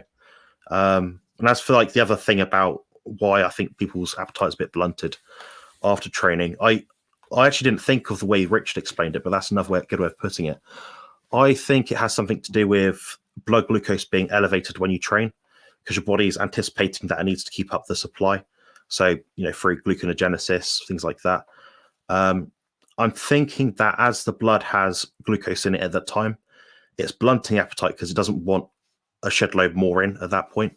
So perhaps that could come into it as well. But I actually think I prefer Richard's theory on it. It sounds a bit more robust than mine. So, yeah. Do you know, it was interesting, Jonathan, when you were just saying that, like, before you train, you eat small. So I guess the amount that you eat is probably not activating mTOR anyway. So you're not actually causing any damage to this, you know, any damage to that mTOR activation, because you're eating probably, I'm assuming, less than 50 grams or 40, 50 grams or 3 grams of leucine. Yeah, it's about, I'd say about 40 to 50 grams, but you got to account with body weight into it as well. For me, I mean, I've worked out through anecdote and a bit of science I've dragged together. It's about 20 grams of leucine per day. I need to maximize leucine based on, you know, extrapolation basically. But I find it works best for me about 4 meals per day, but I can do 3. So yeah, it's very dose dependent. You know, the bigger you are, the more you need in a hit, because you're going to need more over the day anyway. But yeah. Oh, good stuff. All right, we'll go to the next question. We're not going to get time to get all these in, guys, so we're just going to go through them on the list. If we've already answered them by default in another question, we'll just have to leave it at that, I think. So this is from Landers. I have a bit of trivia for the Carnivore Keto panel. Is there recommended elapsed time to eat a post-workout meal? We've just answered that one, haven't we? We have, yeah. We have. We absolutely have. Blame me, it's past my bedtime. I'm a black coffee drinker, but wanted to drastically reduce or cut out completely. Best alternative warm drink PS, what is Richard drinking? Chocolate something. So yeah, it is gone now, but it was. So that is my exogenous ketones. The chocolate flavor exogenous ketones that I add a little bit of MCT powder to. So it's basically beta hydroxybutyrate, but lots of benefits. Way too much to describe in 5 minutes. But we elicit all of the benefits of being ketogenic carnivore, and we can upregulate these pathway systems and enzymes within the body. I've used it there and then because I've just finished a workout. So using it there and then is going to increase EPO naturally, but it also helps calm the body. So it's going to allow me to sleep better, even though technically BHB is an energy. It's not it's not a stimulant. So because there's no coffee or caffeine in there, it can work in that respect. Plus it blocks NLRP3 inflammasome. So it helps with inflammation and helps me heal and repair and recover. But I'll also use it in the morning to give me a boost. I'll use it before work. You can use it for lots of different reasons. I supply some of this to the NHS for dementia and Parkinson's patients. People use it for aches and pains. They use it for mental clarity.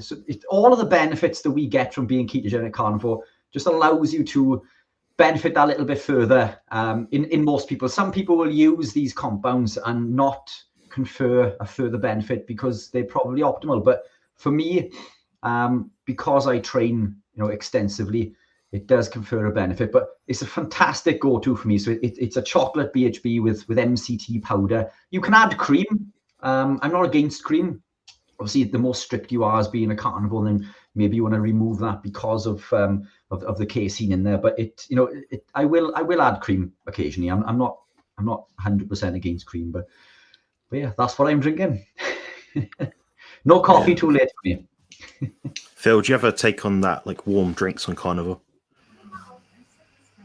I was never anybody with a really addictive personality and being addicted to everything else. I've never understood tea, coffee, or anything, or warm drinks. So I just not interested ever. It's something I don't want to get into. I don't mean talk about, but I don't want another addiction. I can do without any. So I don't know. I mean, a lot of people just say bone broth. Yeah, I hear that. Yeah. If you're going to pick something, pick either Richard's keto drink if you like something sweet. It's not going to probably knock you off too bad. Or have some bone broth. That's pretty much it. I don't think there's another answer to that one. And I've listened to thousands of hours of podcasts and things with carnivore, so I don't know. So we've got a question as well from Landers, which is, after years of glycation or a high carb diet, is there any evidence of reversibility or healing when going carnivore? I'll just say quickly, yes, because I've seen some people appear to have plumper skin. The skin can glycate, can cause dead skin cells, lose collagen, elasticity. In terms of like the insides part of it, like the blood vessels and things, I think you can reduce some of the inflammation that's happening within the blood vessels. How long it takes, I couldn't say.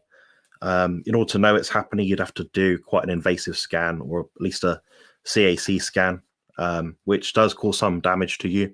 It's not completely innocuous.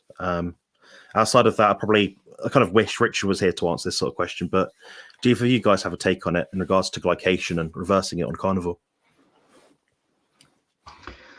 So yeah, I've worked with a few people who have suffered with bad eyes. So they wear reading glasses or glasses in general, or they wear contact lenses. And years of being ketogenic or carnivore, they no longer need to wear their glasses because their bad eyesight is caused by glycation to the optic nerve. So it's it's anecdotal, but take it as it is. It's we've seen countless amounts of people who have improved, and I've never worn glasses, but everybody in my family does.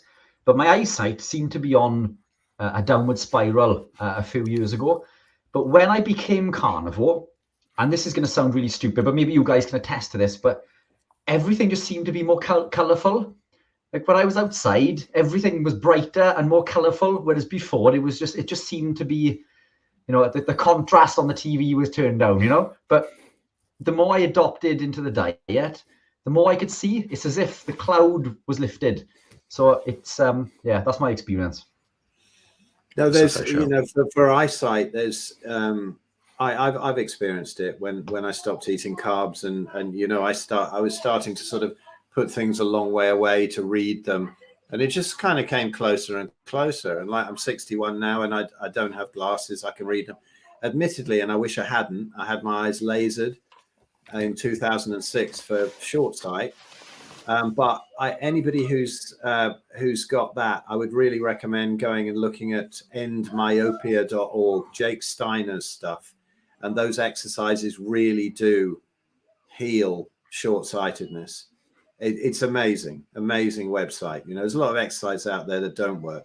Also, we met a guy at our Carnivore conference in 2019, and he was doing 3-day fasting, 1-day feasting. And he found that, you know, for very serious ailments, and was fixing cancer and all sorts in people. But he came along because he realized that 1-day feasting was the best to be done on carnivore. Anyway, he showed us loads of, he would take photos of people's retinas before and after these treatments. And whatever they were healing, he'd take photos of their retinas. Every single time, more new blood vessels would come in. And this business of sort of macular degeneration is supposed to be not reversible, and he was seeing it over and over and over again. So yeah, any part of the body, any system can fix itself, but how long does it take? Who knows? I don't know. Depends on so many other things. Yeah, your body always wants to heal, I think, but sometimes you just overburden yourself with crap that doesn't need. You know, the environmental exposures, the lifestyle nonsense, the diet is probably the biggest one in my opinion. Yeah, I notice if I have an off-plan meal, going back to what we spoke about a little bit earlier, the first thing I initially notice, other than like the stomach discomfort, is my eyes in the morning. Like they'll feel like a bit sore. I don't know, like a bit like tight, like maybe a bit dry. I don't know. But that's the first like obvious thing I get, and it's super annoying because it's like I know I've stepped over a boundary, but it's good because in a way it's subtle. It's not like I get what Phil gets if he eats like a hamburger and chips or something, and he ends up with like sore knees and God knows what else. You know, I guess you've got what's the word? You'll appreciate the benefits you do get in some cases. Got a question from Ben, which is, did my first 3-day fast and I've seen good benefits, although I could not sleep the whole 3 days. Any advice to overcome this on my next attempt? I think I would do a 1-day fast, a 2-day fast, then a 3-day fast. And if that's not gradual enough, I'd increase it by a few hours each time. I think sometimes if people aren't properly fat adapted, that can be a problem as well. You know, if your body's constantly going through protein and turning that into glucose, you know, your body's going to be pretty used to burning off glucose as energy as opposed to fat off your body fat tissue. So I'd look at your macronutrient ratio, but that'd be my first and second thought. What about you, Phil? What would you do? I don't know. I like the old rock and roll thing, you know, no sleep till bedtime, but it just, it doesn't, I don't know. Your body doesn't need so much sleep when it's in ketosis and also when you're fasting. Quite often people find that, but I'd say just go for the maximum sort of Jesus in the devil, in the desert, 40 days, 40 nights, dry fast. That's what you want in the desert. You know, I interviewed Asa Santiago for my Red Pill Buddhas podcast the other day. I just put it out. And he was mentioning that he heard somebody who did a 51-day dry fast. Is that possible? I don't know. Were they faking? Interesting, though. But I've done a lot of fasting in my time before I learned how to eat, and I was frightened of food. And I did find that the sleep went down. But I think this can be mitigated. It depends whether you're getting all the light right. You know, you've got to get the light in the morning, get out, get the morning sun to trigger that melatonin production, and then get the lights off in the evening, get the blue blockers on, whatever, to allow the melatonin to be released. And if you do that, you might find a huge difference. But if you're not sleeping, don't panic, because we actually sleep in sort of 1 hour, 30-minute cycles, thereabouts. Mine's about 1 hour 20. If I have a nap in the day and I don't get disturbed, it'll be bang on 1 hour 20. You know, and sometimes I'll sleep for like 2 hours 40 or whatever it is. And then I'll wake up. And a lot of people will go, oh, my God, I used to. Oh, no, I can't sleep. Just don't panic. Chill out. Do what you want. Go watch a film. obviously with a screen over the front of your TV, no lights on, blue blockers on, all of that kind of thing. Do what you want, you know, listen to a podcast, whatever, with your phone on airplane mode and the screen red. But do that, and then you'll just drift off again. And what you want is like 5 cycles optimally of like an hour and a half. It's between a sort of hour 20, hour and 40. I think people get that proper actual sleep of all the different sleep cycles, sleep phases within that. And I would just not panic about it, because ancestrally we had biphasic sleep.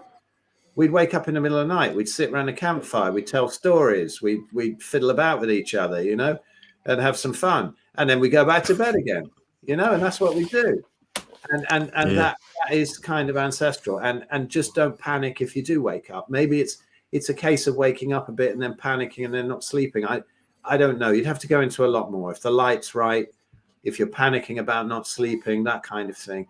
If you look at my YouTube channel, I've got 10 top tips for better sleep, and it's all about hacking the house for light. And then I also go to a podcast, a blog that I did. There's a link underneath with all sorts about 23 other ideas, I think, of all sorts of things about sleep. But if your body doesn't need that sleep, just don't panic. It's the thing that stops us sleeping the most is panicking about not sleeping. I mean, what's the worst night's sleep you ever get? When you have to wake up at 4 o'clock in the morning for a flight to go on holiday or something. And then you just cannot sleep because you're going, I need some sleep before that. And then you don't sleep.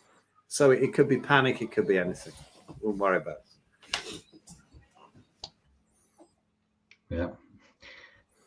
I saw the comment from Andrew. So yeah, I appreciate that. I hate my accent, and I wish that I could change it, but yeah, without emigrating and living 40 years in a foreign country. But no, I can't. I hate listening to myself.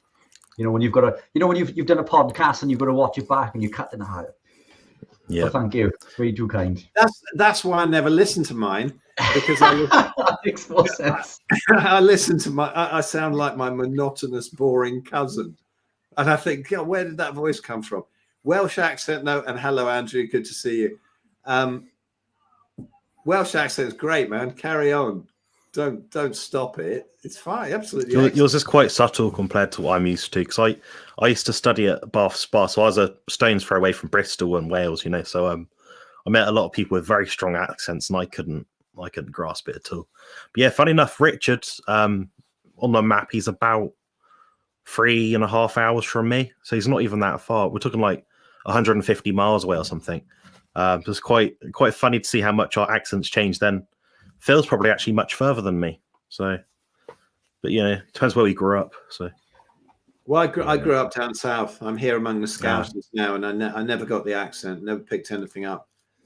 My kids have a bit. You know, they say bath and grass and stuff like that, and take the piss out of me for saying bath and grass. But that's about it. You know. But they've got it wrong, though. So you know.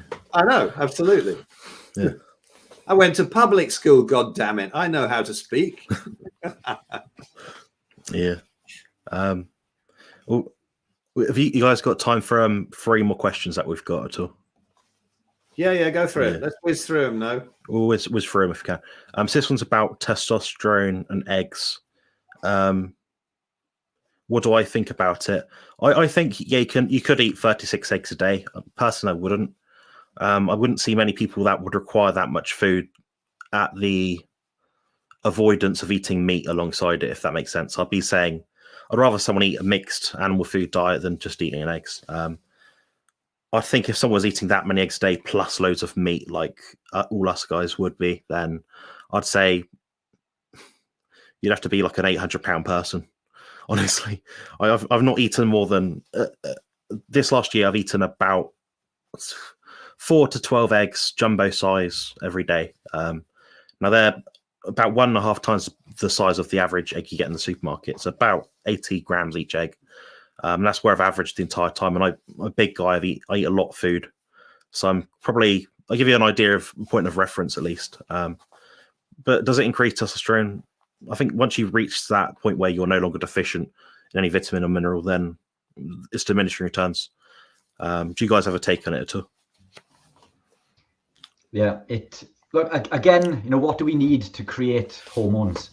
It's protein and fat, and eggs supply protein and fat. So it makes sense that we're going to increase our ability to create these hormones. But what I would add to that is that, again, the body becomes more efficient. So what we tend to see, and I believe this is one of the reasons that our friend Paul Saladino put more fruit and veg back in, or fruit at least, no veg, was because he saw a drop in his testosterone. But my experience is initially when I became carnivore, there was an elevation and then it dropped back down. But my ability to build muscle was not diminished. My energy wasn't diminished. And I think that the body just becomes more sensitive. Again, it upregulates all of these enzymes and pathways within the body in the same way as it does with insulin. Doesn't mean our bodies don't use insulin anymore. We've just become more efficient at the insulin that we do use.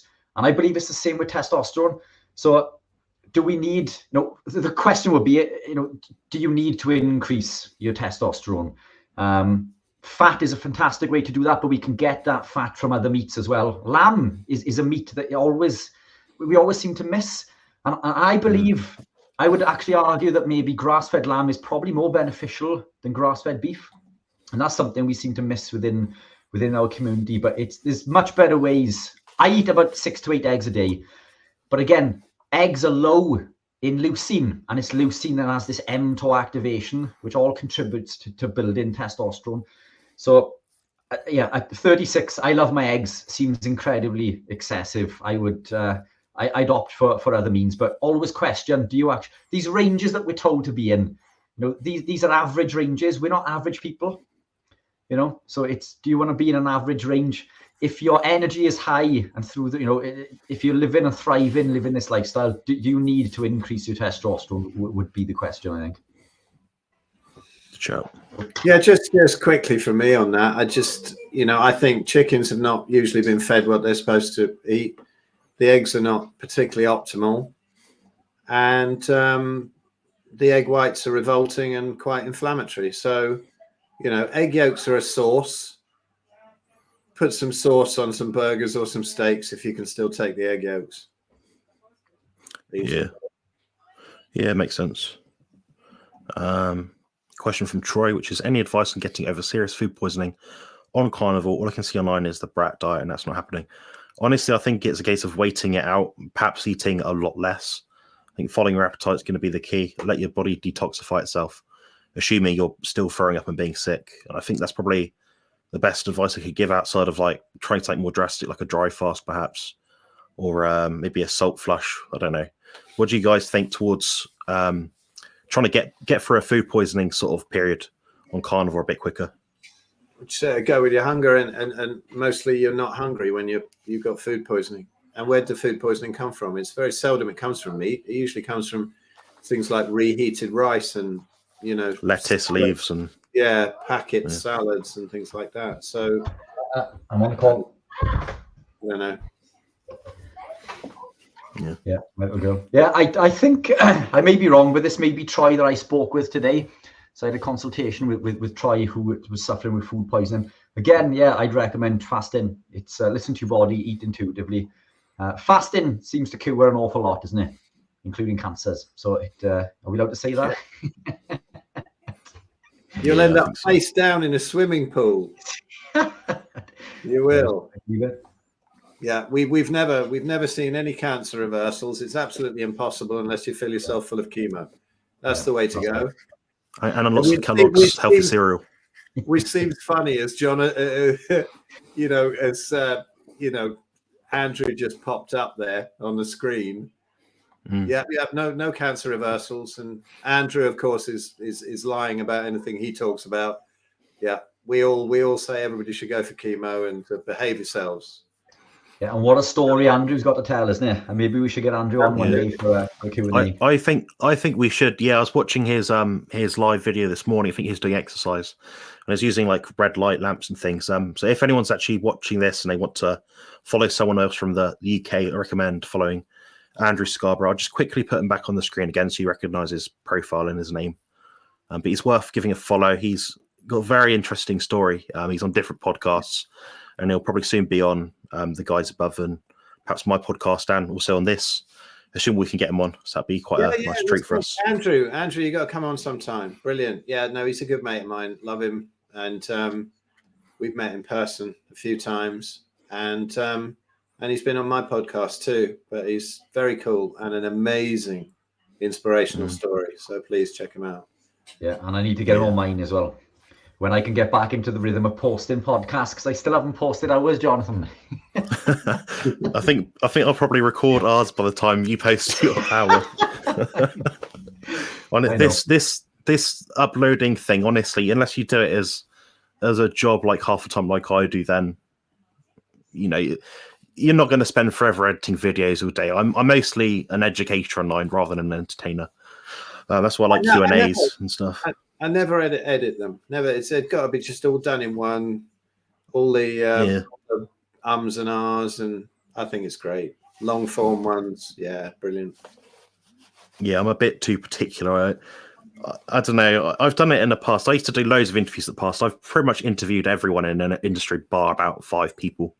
So I'm like, at this point, you want to present yourself in the best light sometimes, and sometimes being a bit more edited, but a bit flashy, but to the point. Sometimes people click on it a bit more and they think, oh, this guy's quite concise. But the reality is, recording stuff for me is an absolute pain in the backside. Like with synesthesia, like sensing things as I'm speaking, it drives me absolutely insane. I experience a great deal of pleasure in life because I can experience everything. I can feel everything around me. But when recording, I can see myself in the recording looking back and thinking, God, I was doing this then. I was looking over here. I wasn't concentrating. I was pressing a button. I was going, breathing too heavy, So honestly, I spend too much time pissing around on YouTube. I swear. I'm like Richard Duck. I hate watching myself. I have a 30 video online course called Autoimmunity, the subtraction method. I was going to shift it from one platform to another. Ben was going to stick it on Kartra and it's on Thinkific. So I thought I'm going to have to go through it to avoid the cost because we can just put it on there for free, you see, and rebuild it there. Ben can do that sort of thing. I haven't got any idea. And it was going through all the videos and updating the notes on them. And I got halfway through the first 4-minute intro video and I thought, fuck this. I can't be bothered. I'm just going to pay my 40 quid a month rather than have to listen to all my 30 videos again. Do you know what? I looked at it and I thought, that's really brilliant. That's comprehensive. I'm looking forward to this.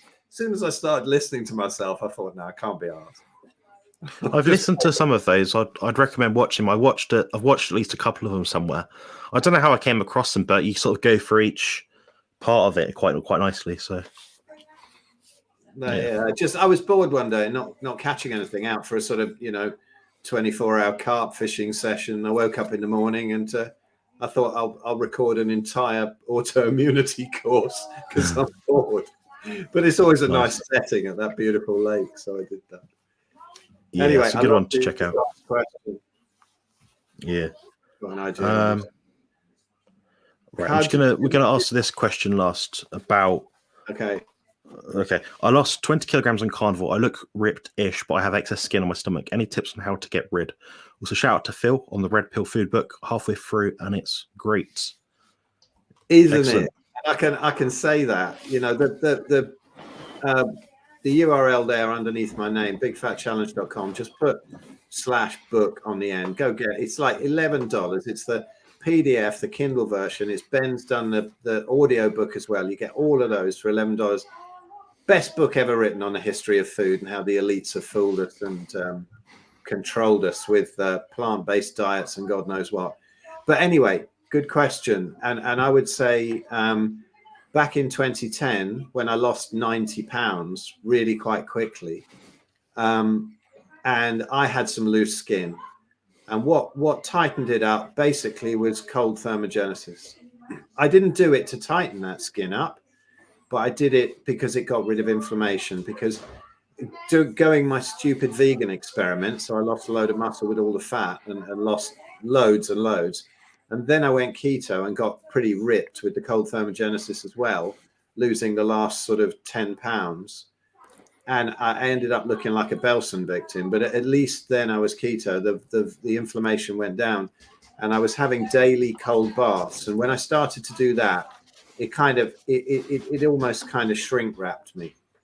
It got rid of the loose skin. Amazing. I didn't have a massive amount, but because I never really had a big belly. I just had kind of fat all over, and I was kind of heavy. I wasn't one of these guys with a big belly that stretched all the skin and whatever, but there was some, you know, and I would say cold thermogenesis, very, very, very good for tightening up loose skin. Anyone else? Do you need to go, Jonathan? Yep. Yeah, you so go. I lost 107 pounds, so 7.5 stone. So I had lots of excess skin and stretch marks down my arms, on my belly. And it was only a few years into my journey that somebody mentioned, you know, about, well, why don't you have excess skin and stretch marks? But I'd had all of these things, but they'd gone. No, I put it down to a number of things. One, I was going through spells of cutting for prep for competition, which involved reducing dietary fat intake. So as we're reducing dietary fat intake, we're utilizing more stored body fat. And every time we do this, the skin replenishes itself. I think it's something like every 21 to 28 days, isn't it? So every time I did this for a comp. So the first thing is consistency. Consistency is key. Number two, fasting. The state of autophagy will recycle amyloid proteins. So the excess skin and stretch marks will be, the proteins in there will be used in the body for autophagy. It's not a miracle cure, but I think consistency is key. Practicing fasting regularly is going to help with that. And it's interesting you mentioned about cold thermogenesis, because another thing that I attribute it to, and something that many would deem to be detrimental to your health, but I go against, surprisingly, sunbeds. So I was using sunbeds regularly.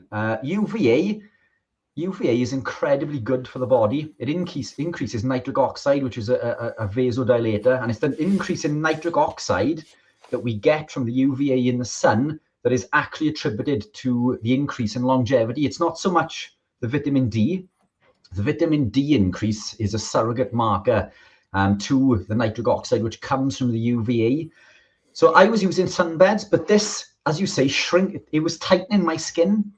So it's important not to abuse. I wasn't abusing the sunbed. I was going on for a short period of time, but regularly, sort of every 2 days. So not to the point where I was burning, but this tightened my skin. So those three things combined together, I would argue would be beneficial. But again, coming back to this whole UVA thing, I used to be whiter than paper. Genuinely, I remember I had a hole in my jeans, and I was in work when I was a purchasing manager for an electrical engineering company. I had a piece of paper on my lap, and the color of my skin was whiter than the paper. Genuine, and that's not a word of a lie. I would burn the second I went out into the sun. I would go beetroot red. I'd become inflamed. I'd feel really sick and unhealthy, unwell, and I would peel and I'd become pale again. I couldn't catch a tan for love nor money. But I was eating lots of seed oils. Now, when I came away from eating the seed oils and I started consuming lots of saturated fat, I found I wasn't burning anymore. I was able to go into the sun for prolonged periods of time. Again, not excessively, but you can't see in the light now, but I'm fairly tanned naturally now, and I barely go into the sun, and I don't use the sunbed as often as I used to. You know, I've probably used it once in the last month, and my work involves me being indoors quite often, so I don't see an awful lot of sunlight. Although my vitamin D is incredibly high because I get that from the meat that I eat. So we get vitamin D from the food, the animal proteins. We don't just need to get it from the sun. But that doesn't mean we need to neglect the sun. But don't fear UVA rays. Don't fear the sunlight. And when you remove the seed oils, your skin and body becomes protected from the saturated fats by the saturated fats that are in there. But those are the three protocols that I've used. So I hope that helps. But it's interesting you said about the cold thermogenesis, because I can imagine that sort of having the same impact.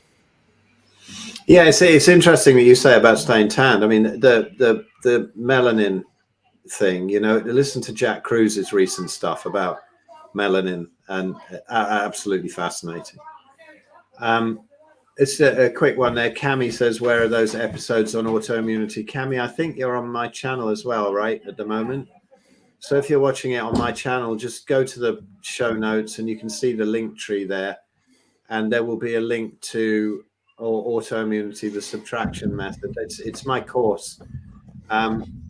You know, it's for sale there. I give it free to people who I do a consult with who have autoimmunity. But hey, you know, we're on here. If you want to email me, I'll give you a code to get it for cheap. So if you're interested in that, go get it. I was just about to update it and relaunch it, and it will probably stay on the same platform now because I'm so lazy and I can't stand the sound of my own voice. So there we go. So it's going to stay there. Yeah, I've got nothing really to add to what the guys have said about, you know, loose skin. What I'd say as well is just making sure you're getting the collagen in. So you're not eating, for example, just pure plain chicken breasts. You know, you're eating the gristly parts of meat. Ground beef or minced beef, depending where you are, is a great way to get that in. I think the ratio or the percentage of collagen in it is about 12% in the UK typically. So that seems pretty good way to get the extra lot in. Important for building up skin tissues and elasticity, things like that. Also good for the gut health as well. Outside of that, I think the main thing that I'd probably go at in terms of like the overall thing would probably be surgery. But outside of that, it'd probably be just consistency. So like Richard said, you know, I had a tiny bit of loose skin when I was first competing. So I started off a little bit overweight. And as the years went by of competing, so, you know, bulk up a little bit, shred right down, bulk up a little bit, shred right down. I spent a lot of time in that lean phase. And obviously, as the body gets used to that less voluminous state, you know, less surface area, your body will eventually spring back if you feed it the right nutrients. I think the discipline part of it is really key. You know, my partner, Sophie, she's quite concerned about this right now. She's lost something like 50 kilos or something over the last maybe 3 years. We're doing it very slowly with her just because her diet was absolute trash before. We don't want to put loads of toxins in her body at once. So we're just trying to get from A to B gradually, slowly, sustainably. Her issue seems to be with the eating side of it. It can cause some sort of, I won't pretend to be an expert on it, but she struggles a bit with food, as in she tends to not want to eat anymore. She sees the scale not moving, so she gets upset. Then we'll, you know, try and lose weight even faster. So I think just finding an approach that works good for you at that point in time. I wouldn't be so focused about the vanity side of it, unless you're a bodybuilder, unless you're trying to get on stage and look absolutely sick and ripped out of your mind. I don't think people will care. A lot of the time, this loose skin will be somewhere not superficial. It's not going to be probably in your face, really, unlikely. So it's going to be usually midsection or lower back, perhaps. In that kind of sense, I wouldn't fuss too much about it. You know, the main thing is just getting the visceral fat off, and any excess subcutaneous fat just for good health, really. But yeah, I think that's pretty much all our questions for tonight. You guys got anything to say before we wrap this up? Oh, just yeah, I mean, just to add to what you said, consistency is key, isn't it? If you continue to live a healthy lifestyle, these things will eventually, in most cases, sort any of these other issues out. So consistency is key. But I just wanted to thank you guys again for another fantastic episode, and thank all the listeners for listening and commenting. It's been another fantastic episode. So thank you. Brilliant. Thank you guys too. Yeah, cheers, guys. If you want to find any of us, you'll find everyone's links in the show notes below in my channel, perhaps in the other channels as well. Otherwise, you can find me at Carnivore Muscle. You can find Phil at Phil Escott. Keto Pro, go for his website, buy all his stuff. We'll find him on YouTube as well, which is Keto Pro, and also the other guys, Coach Stephen, Thomas BSC. He also has a website as well. I can't remember for the life of me what it's called, but if you go onto his channel, you'll be able to find it there as well. But anyway, thanks very much for joining, guys, and we'll see you all